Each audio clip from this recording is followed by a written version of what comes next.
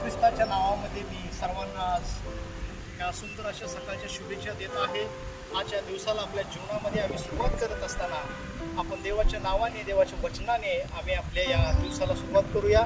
आज देवाचं वचन आपल्यासाठी मार्गदर्शक असं आहे आणि म्हणून देवाचं वचन आम्हाला सांगतं तुझ्या पावलाला ते दिवा आहे आणि प्रकाशासारखं आहे। अंधाऱ्या जगात आम्ही चालत असताना आमचा पाय चुकीच्या ठिकाणी पडू नये यासाठी देवाचं वचन आम्हाला सावध करत आहे। चला आपण देवाच्या वचनाकडे जाऊया आणि देवाचं वचन ग्रहण करूया। स्तोत्र संहिता याचा 55 अध्याय आणि 22व्या वचनामध्ये स्तोत्रकर्ता या ठिकाणी म्हणतो, तू आपला भार परमेश्वरावर टाक म्हणजे तो तुझा पाठिंबा होईल, नीतिमानाला तो कधी ढळू देत नाही।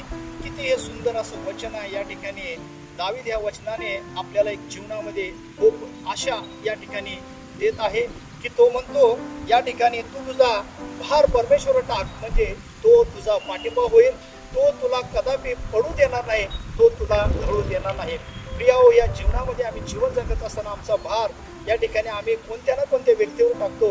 पत्नी पतीवर भार टाकते, पतीवरती या ठिकाणी पत्नी भार टाकते, काही वेळेला मुलं आपल्या आईवडिलांच्यावर भार टाकतात, काही पोलिसांच्यावर भार टाकतात, काही वकिलांच्यावर भार टाकतात। पण देवाचं वचन सांगतं की तू तुझा भार परमेश्वर टाक म्हणजे तो तुला पाठिंबा होईल आणि नीतिमानाला तो कदापि ढळू देत नाही।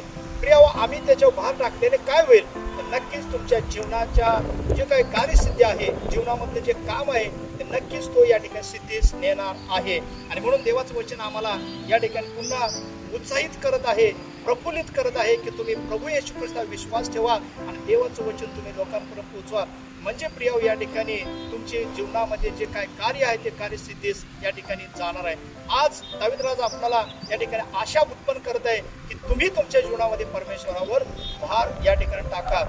आज या ठिकाणी आम्हाला कुणाच्या तर पाठिंब्याची गरज असते म्हणून आम्ही मनुष्यावर या ठिकाणी पाठिंबा टाकतो, परंतु प्रियाओ ऐन वेळेला काही वेळेला मनुष्य या ठिकाणी आपल्याला सहकार्य करत नाही, परंतु परमेश्वर सदैव या ठिकाणी आपल्या पाठीशी आहे। म्हणून दावीद राजा म्हणतो मला त्याचा पाठिंबा आहे, तुम्ही प्रभू येशू ख्रिस्तावर विश्वास टाका।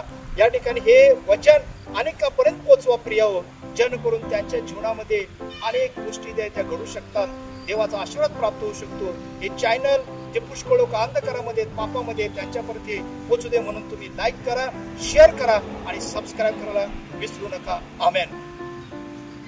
आपण प्रार्थना करूया। हे पवित्र प्रभू, तुझे आम्ही उपकार मानतो की सुंदर अशी झोप दिलीस, सुंदर अशा प्रकाशामध्ये तू आणलंस आणि पुन्हा एक वेळेस श्वास घेण्याची संधी दिलीस म्हणून तुझे आम्ही आभार मानतो। आज या ठिकाणी ह्या वचनाद्वारे अनेक पुष्कळ लोक तुझ्याजवळ येऊन पायाचरणी येऊन त्यांची गाराणी मांडत असतात। त्यांचं तू गाराण ऐक, त्यांना तू दुःखातून, त्यांच्या कष्टातून, त्यांच्या आजारातून त्यांना तू मुक्त कर आणि ज्यावेळा आपल्या राजाद्या करण्याची बाप्पा तेव्हा तू त्या पाप्यांची आठवण ठेव, आम्हा सर्वांची आठवण ठेव। या सर्व वचनाच्या द्वारे तू आमचा पाठिंबा आहेस आणि आम्ही नीतिमान म्हणून जीवन जगत असताना तुझ्याद्वारे आम्हाला मुकुट प्राप्त होणार आहे। म्हणून आम्ही अधिक वचनात वाढावं यासाठी आम्हाला पवित्र मार्गदर्शन कर। आम्ही सर्वजण तुझ्या हातामध्ये समर्पित होतो। साऊथ महाराज सेक्शनचं सर्व कामकाज तू आशीर्वादित कर आणि सर्वांना खास आशीर्वाद दे। ही प्रार्थना येशूच्या द्वारे मागतो म्हणा की बाप्पा, आमेन।